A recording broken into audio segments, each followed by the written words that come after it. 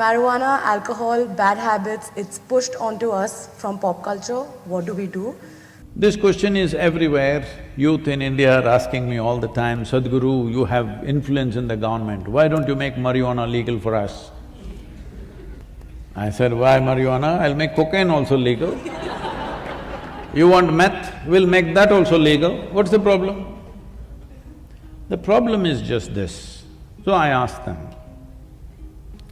see, let me take you, I'm a licensed pilot. So, not me, but we'll get another pilot for you. On a small plane, we'll take you on a nice ride. But the pilot comes smoked up. You want to fly? No, they don't say no, they say, because they think by smoking they're flying.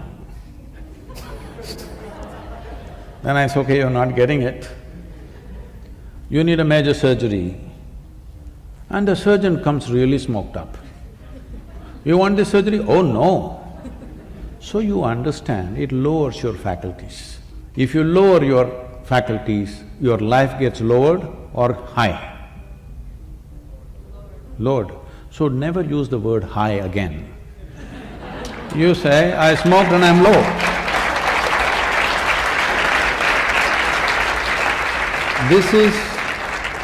This is not a moral issue for me. I have no morality in me. But life should work, isn't it? Suppose my eyes become dim, do I live better? I'm asking. Hello?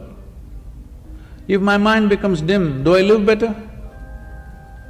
Why do people think by lowering faculties, life gets high? No, it doesn't. It's just giving you an illusion like that, for which you will pay a price. At this stage in your life, you must look for those things which will heighten your faculties, not lower your faculties, isn't it?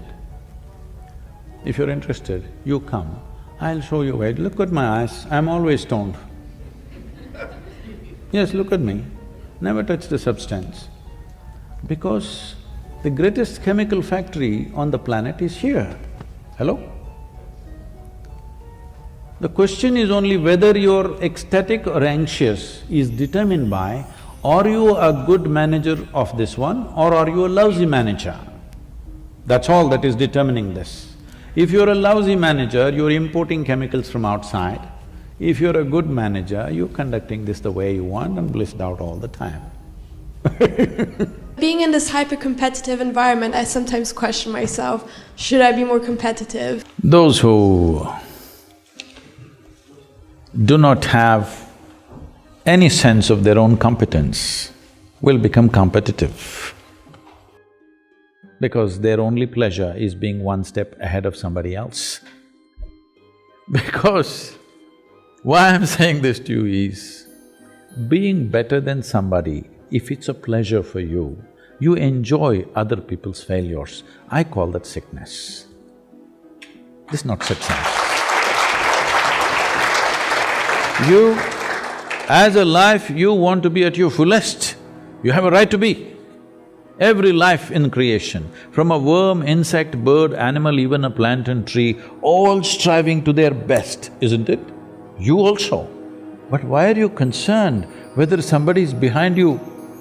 Why is that so pleasurable for you that somebody else is less than you?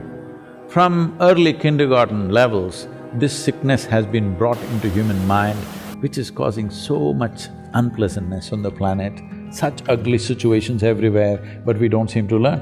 We call this education, we call this competition, we call this society. No, very stupid way of handling things. Because the important thing is, for what you have come with, will you blossom to the fullest human being or not? This is the only question. This doesn't need anything other than constantly nourishing the atmosphere, not even the person. If you want a plant to grow, you don't do anything to the plant, you just take care of the soil, the atmosphere, the ambience. That's all that needs to be taken care of even for a human being, that you need to take care of the atmosphere so that everybody finds the fullest expression for their life. Despite being surrounded by so many people, we still lack that feeling of belonging to somebody. being accepted by somebody, being loved by somebody. How should we deal with that discontent and loneliness? Do you understand that all human experience has a chemical basis to it? Hello? What you call as joy is one kind of chemistry, misery is another kind of chemistry, stress is one kind of chemistry, anxiety another kind of chemistry, agony one kind of chemistry, ecstasy another kind of chemistry. At least ecstasy, you know it's another kind of chemistry. I hear. Right now, let's say you really blissed out like me. Do you care who is around, who is not around? If they're around, it's fantastic. They're gone, fantastic. Because your experience of life is no more determined by what you have and what you don't have, whether it's people or things or food or this or that. It is not determined by that. Once your way of being is not determined by anything outside of you, then there is no such thing as loneliness.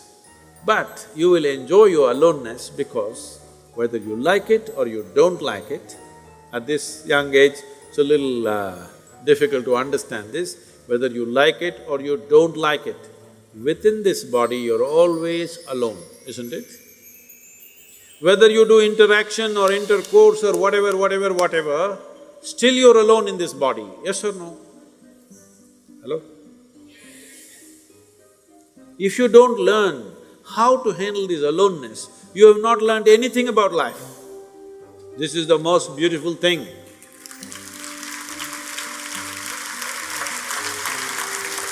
The most beautiful thing about life is, nobody can get here, it's just my space. Yes or no? Isn't this the most beautiful thing? Nobody can invade me.